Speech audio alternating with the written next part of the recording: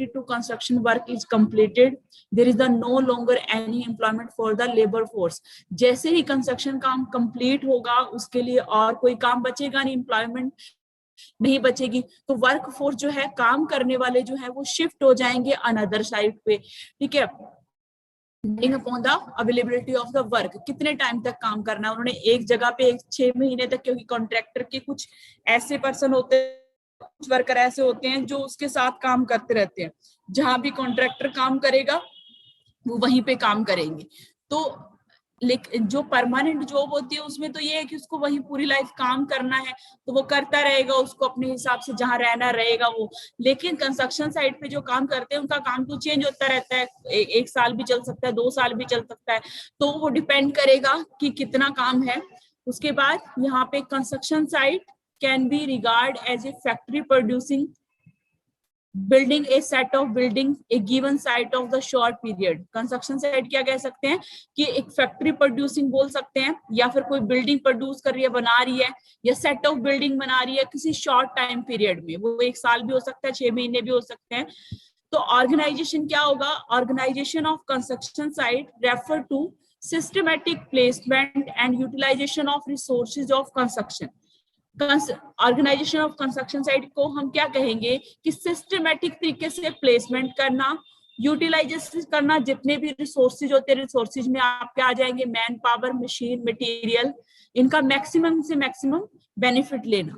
It is good art of the construction manager to utilize the art resources. ये एक art है जिसमें जो कंस्ट्रक्शन मैनेजर होता है वो रिसोर्सेज को बेस्ट से बेस्ट जो एडवांटेज मिल सकता है वो उससे यूटिलाइज, उसको बेनिफिट लेता है।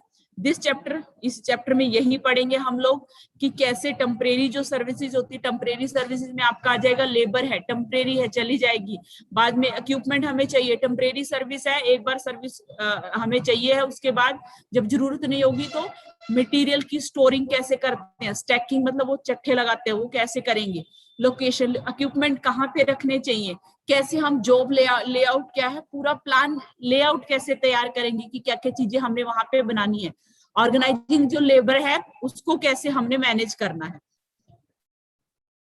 तो इंट्रोडक्शन में हमने पढ़ा कि जब हम क्या है साइट, कंस्ट्रक्शन साइट पे काम करते हैं तो वो वहां पोजीशन, सिचुएशन जो है वो अलग होती है, कोई भी लेबर फोर्स है वो लगातार वो लॉन्गर टाइम तक वहां नहीं रहेगी, तो जब तक वो रह रही है उस टाइम उसको क्या क्या फैसिलिटी चाहिए है, या शॉर्ट पीरियड में हम जो हमारे पास जो भी रिसोर्सेज हैं उसका मैक्सिमम बेनिफिट हम कैसे ले सकते हैं।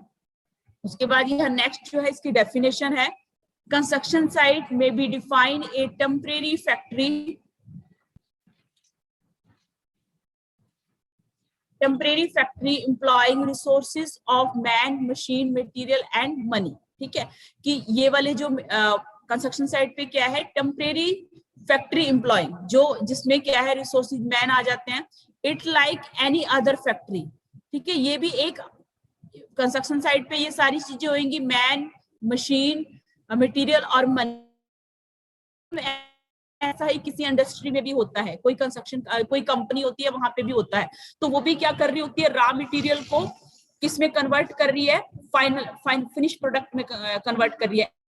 ऐसे ही जो कंस्ट्रक्शन साइट है वहां पे भी ये लोग काम कर रहे हैं, और जो रिसोर्सेज हैं वो काम कर रहे हैं, और एक फिनिश जो है प्रोडक्ट बना रहे हैं, मतलब वो चाहे बिल्डिंग बनाए या फिर कोई डैम बनाए या फिर रेलवे रोड कुछ भी बनाए, वो एक कंस्ट्रक्शन से काम कर रहे हैं, यूटिलाइज करके जो भी रिसोर्सेज है उनको मैक्सिमम बेनिफिट लेके वो क्या कर रहे हैं। अभी भी आ रहे हो क्या, फायदा इतना लेट आने का।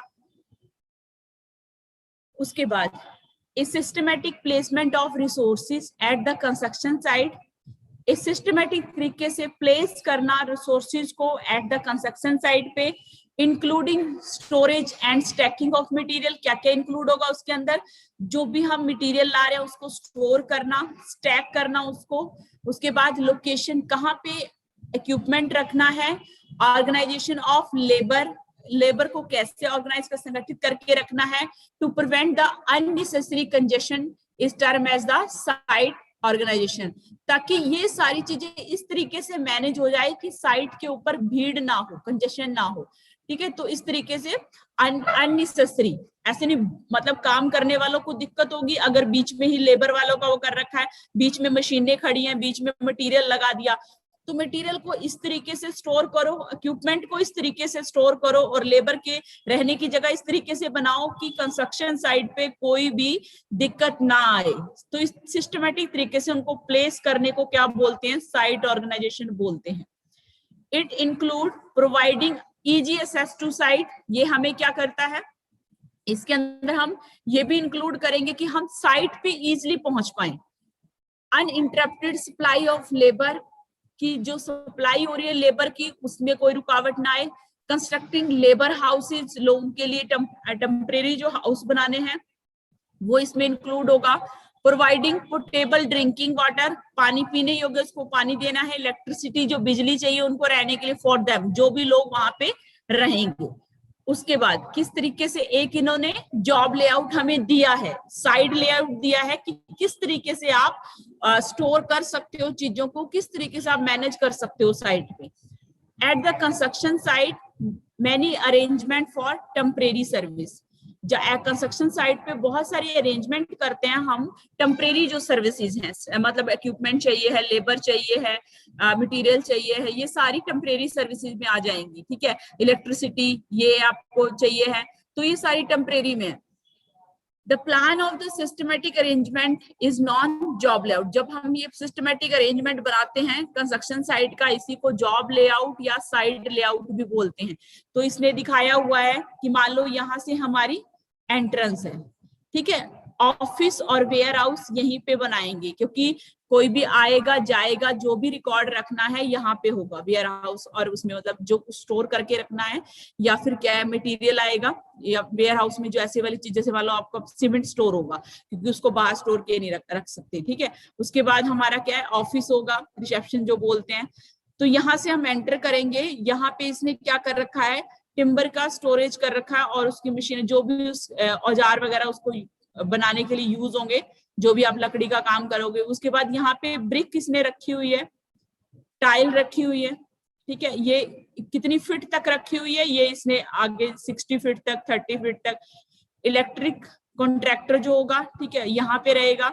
उसके बाद ये वाला रोड है, ठीक है, ऐसे करके, मतलब ये पूरे में जा रहा है, इधर से घूम के इधर से वापस आ रहा है, ठीक है। यहाँ पे कंस्ट्रक्शन हो रही है, हमारी बीच में कंस्ट्रक्शन होगी, साइड में ऐसे करके यहाँ रेनफोर्स रखा हुआ सरिया, यहाँ पे भी सरिया रखा हुआ है। टॉयलेट हमें चाहिए है, तो यहाँ टॉयलेट रखा हुआ, सॉरी टॉयलेट बना हुआ है, ठीक है।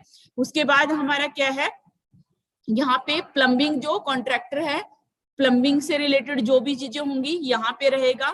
उसके बाद ब्रिक और टाइल यहाँ स्टोर कर रखी है, यहाँ भी की हुई है, ठीक है, यहाँ कर रखी। उसके बाद सरप्लस टॉप सॉइल, जो भी यहाँ पे मिट्टी है, ठीक है, उसको यहाँ पे, यहाँ टॉप बना उसका इकट्ठा कर रखा है। यहाँ पे सरप्लस हो सकती है ना मिट्टी, जो मान लो ऊंचा था यहाँ से। हाँ जी, क्या करना चाह रहे हो?